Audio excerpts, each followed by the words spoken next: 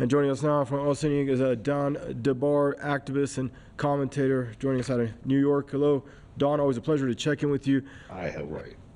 The worldwide support we're seeing for Palestinians, Don, we're not seeing the same for Israel. Why?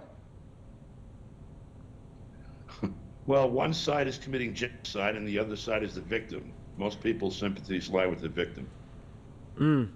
And then why can't that resentment be, or that same sentiment, pardon me, be shared among Western leaders, Don? What's the holdup? I mean, they see what the people are wanting, what the people are out there protesting, that they want, what they want seeing change on the ground.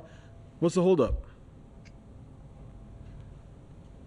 Well, the interesting relationship between world leaders and the state of Israel that people have all kinds of theories about that are unprovable, but they dance together. And any war that the United States has an interest in, which is just about every war that takes place on the planet, you have the entire European Union membership, with two exceptions, occasionally three, and a couple of islands out in the Pacific lining up to, stand with the United States, Ukraine, and Israel. Most people, almost everyone in the rest of the world knows what's going on when they look at it. In the United States, the people here they see an entirely different TV show than the rest of the world. Entirely different.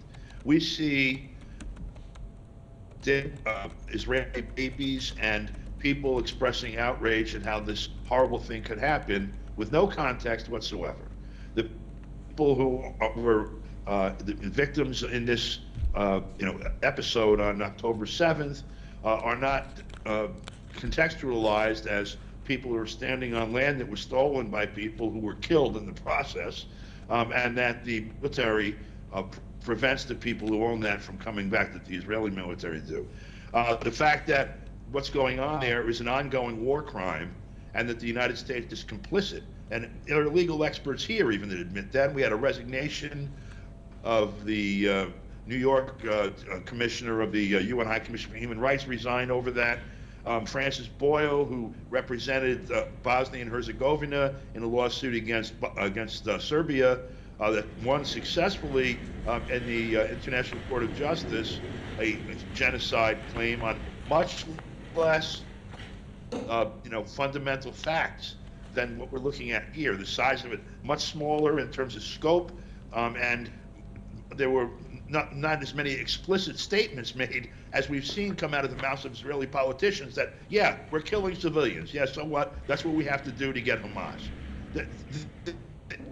It's an outrage, basically, that no one, and there's 193 signatories to the ICJ charter, which is in essence part of the United Nations charter.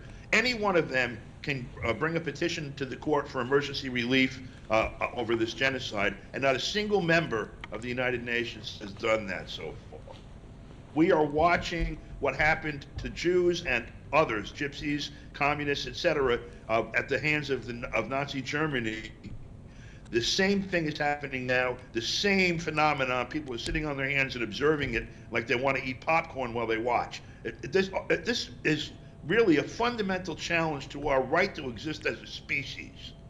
And we're failing it. Right on, man. Interesting. Excellent take there. Thank you, Don. Stay safe. Always a pleasure to check in with you. Don DeBar there joining us from New York.